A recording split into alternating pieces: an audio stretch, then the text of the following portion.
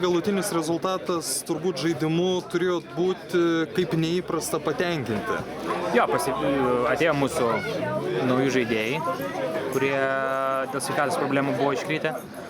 Žaidimas tikrai pasiteisė, aš manau, kad šitas žaidimas buvo pats geriausias žaidimas šį sezoną Žaibokirčio vasaros futbolo lygoje. Tačiau vėl, matyt, karmos neturi kažkokios. Be komentarų. Prasme, lygi vieta, nieks nekaltas, tiesiog. Kažkaip, pernai turbūt visą sėkmę išnaudojot, sėkmė turi savo limitą. Sėkmė? Aš manau, kad sėkmė savo limitą turi, bet taip pat turi ir profesionalumas. Ne, iš tikrųjų mes, nežinau, kažkas nesikliuoja. Matyt, pas šamaną reiks eit. Ar dar kur. Bet kaip ir sakiau, prieš tai trečiose rungtynėse mes tikrai žaisim čempionišką žaidimą. Bet iš esmės tokio žaidimo kaip šiandien jau užtektų tam čempioniškam ar ne? Nežiūrėkime į galutinį rezultatą. Aš manau, kad čia yra mūsų apie 60% galimybių.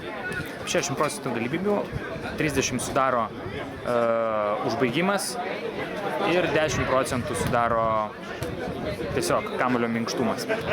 Labai nusivylę esat? Labai nusivylę, iš tikrųjų esam, tikėjome, žaidėm daug geriau, Karlsbergas tą patvirtins, manau, ir... Jau patvirtino. Jau patvirtino, tai va, šaunuolį, bent jau sąžinė nesiskundžia. Va, o šiaip, iš tikrųjų, malonus žaidimas, gerai žaidėm, gaila, kad rezultato tiesiog neturime ir tiek. Bet tai darysime išvadas kažkokias, tai nežinom dar kokias, bet arba nedarysime žodžiu, Nes gal per daug tų išvadų jau šį sezoną padarėt? Be komentarų.